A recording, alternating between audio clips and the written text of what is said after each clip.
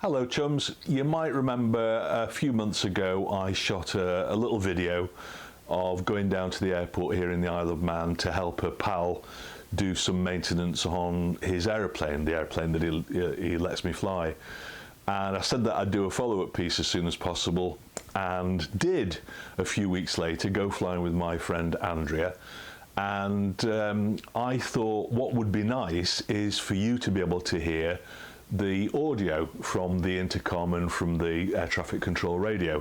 So I took this little lapel mic, plugged it into the Insta 360 camera that I shot all this on. Great pictures, by the way, for a 400 quid camera.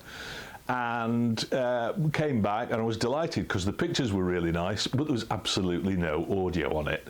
So, my fault. A pal suggested, when I mentioned this, that if the pictures were good, I ought to edit it together anyway and do a narration over the top of it and maybe stick a bit of music on it.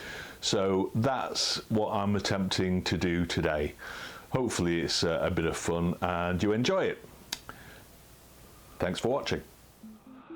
So here we are at the airport. I'm just fitting the camera, which is, like I say, it's an Insta 360R, which is fantastic. It's got two lenses and it's fixed, so all this movement that you see is done afterwards when you edit it together.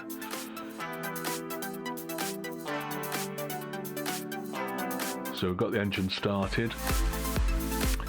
That's Andrea.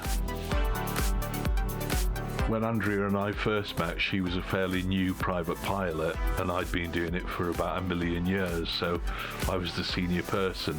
Now she's a commercial pilot. She's effectively qualified to be an airline transport pilot. Just needs a job. And you can probably imagine that jobs are fairly hard to find at the moment in aviation. Anyway, engine started and the start check's complete, and off we go now to taxi. We've got clearance from air traffic control to taxi to holding point Alpha 1,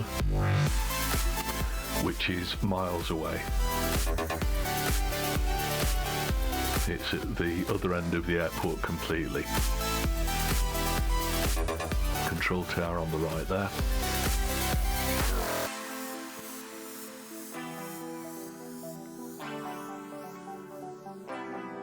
The aeroplanes that I learned to fly on, Cessnas and Pipers, all had steerable nose gear.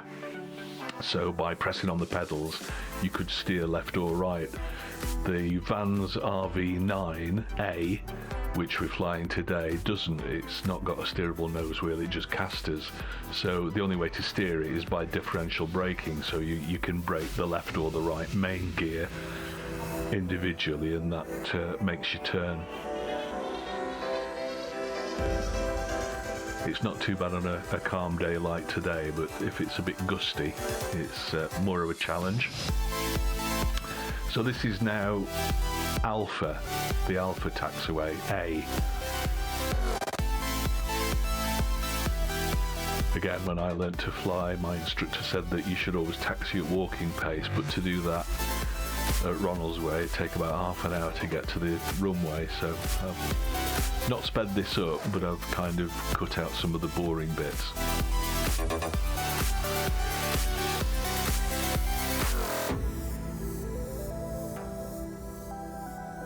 Probably doing about 30 miles an hour there, where you think about it. On the right is another intersection, which we could have used, but there's an old saying in aviation that there's nothing more worthless than runway behind you, so always use the full, we always use the full length of the runway if it's available.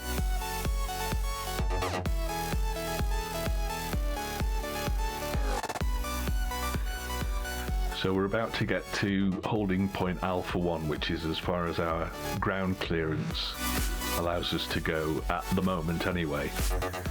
And so I checked the windsock as we went past it, and the idea now is to turn the aeroplane into wind to do the power checks. Obviously if you're into wind, the aeroplane is more stable, and also you get a tiny bit more cooling air, I suppose, over the engine while you run it up. So parking brake on, go through all the checks and things now. So Make sure that the transponder is selected to the number that we've been given by ATC, so Andrew's just double checking that.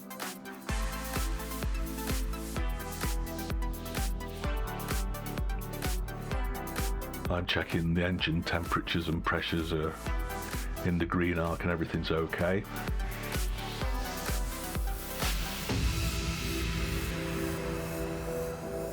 Takeoff is about 1000 RPM.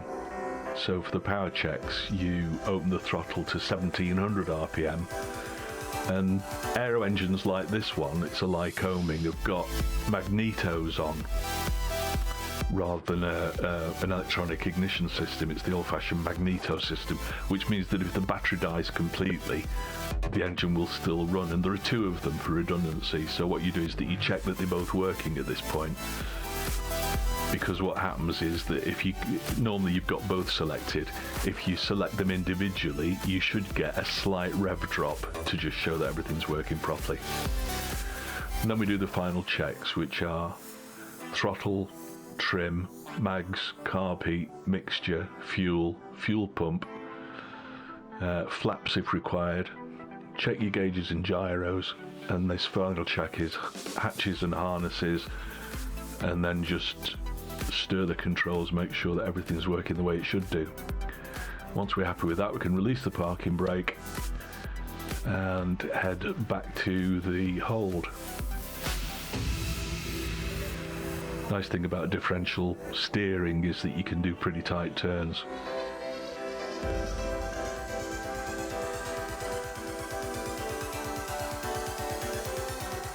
So we've been cleared now to take off. So this is at the far end, at the C end of the runway.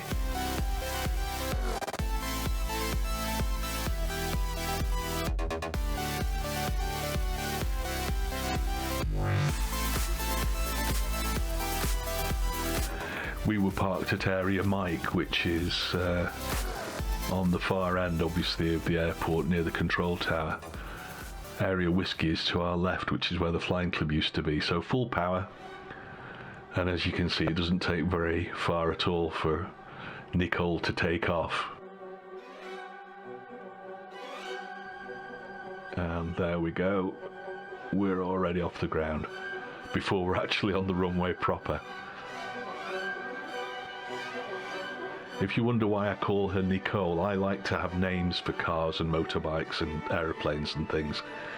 And her registration is GDHOP, Golf Delta Hotel Oscar Papa. And Oscar Papa always reminds me of those old Renault Clio commercials, do you remember, with the old guy and his very pretty daughter?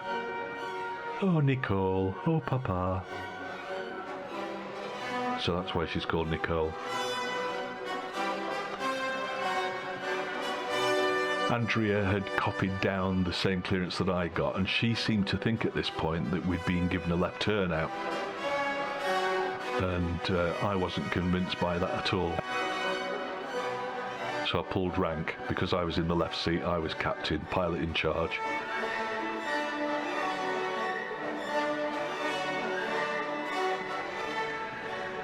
The other lovely thing about Nicole, she's a lovely aeroplane, and one of the great things about her is that she really climbs quickly. So the minute you're off the ground, you're going up at usually something like 1,500 feet a minute, whereas the Cessnas that I used to fly would go up at something like 500 feet a minute. So you're soon at altitude in a 160 horsepower Lycoming engine, fixed pitch propeller, and she'll cruise at somewhere between 130 and 140 knots, which is probably 150 to 170 miles an hour.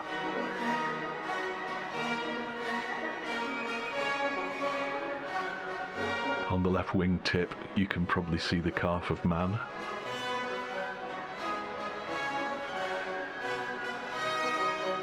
And we're heading now to Peel.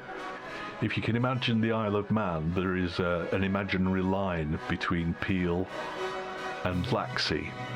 South of that line is controlled airspace, north of the line is uncontrolled. So our clearance is to leave controlled airspace via Peel, and we're given an altitude that we can go up to. There's Peel on the left wing.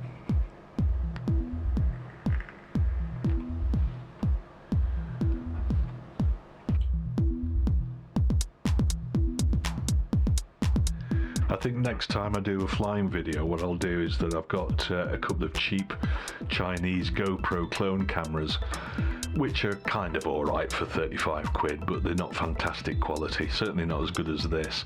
For instance, if you point forwards from the cockpit with one of the Chinese GoPros, the propeller goes into a strange sort of a shape. It's something to do with like the flicker and the frame rate and all that kind of thing. So it looks very bizarre, to be honest. But what I'll do is that I've got a chest strap thing, so I'll mount one on there so that you can actually see the flight instruments at the same time, and I can cut between the two. This is heading up to the north of the island now. I think we've passed Kirkmichael and Balaf, and we're heading to Gary International Airport, which is actually a farm strip that's owned by a pal, a flying pal, and you probably can't see it just yet. But I always try and do a low fly past when I'm in the area. It's kind of on the nose.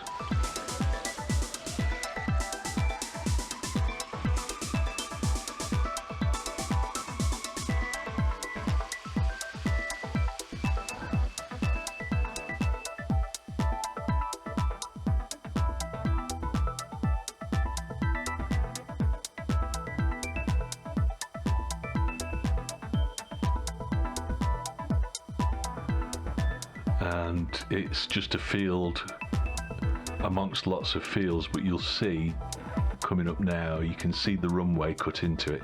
There are two, it's a sort of a squashed cross shape. There you go. So that's the runway. A little bit short for Nicole. She'd get in there okay and she'd get out okay. The only trouble is that she's got fairly small wheels and fairly tightly cowled wheels as well. They've got, the Americans call them wheel pants, we call them spats. And so it's really made for a tarmac runway rather than a grass runway, especially a short grass runway like that. Andrew's pointing out Andreas Airfield, what used to be RAF Andreas. You can see it coming up just to the front and above the left wing there. You can see the two cross runways, still in use by Andreas Gliding Club.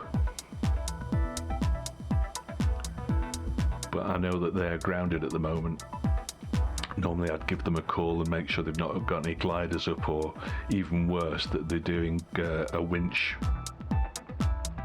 launch, because you can end up with a steel cable in your way if you're not careful. This is the point of air, which is the extreme northeast of the island. You can see the lighthouse, the white building there, which is actually quite a bit inland.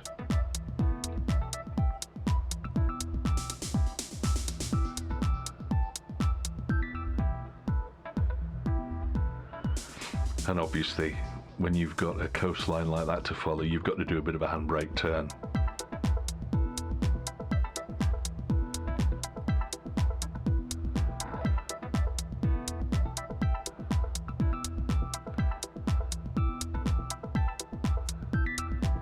But not too tight, because it can upset the passengers. It can upset me, to be honest, never mind the passengers. Ramsey Bay on the left. And flying into the sun again.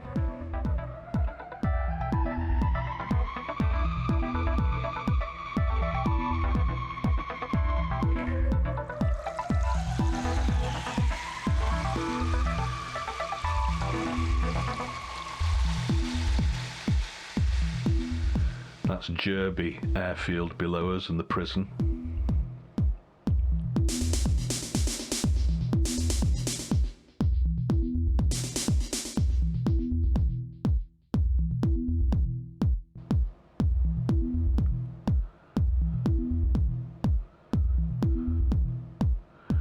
It actually looks a lot tighter in the cockpit than it is there's not a vast amount of space side to side, especially not when you've got winter coats and things on.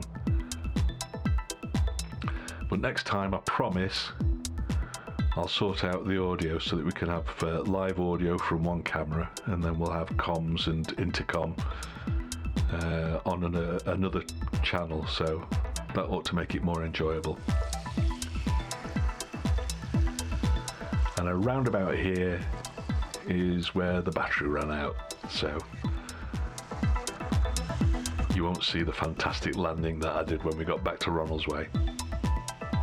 Hope you enjoyed it, and you'll join me next time.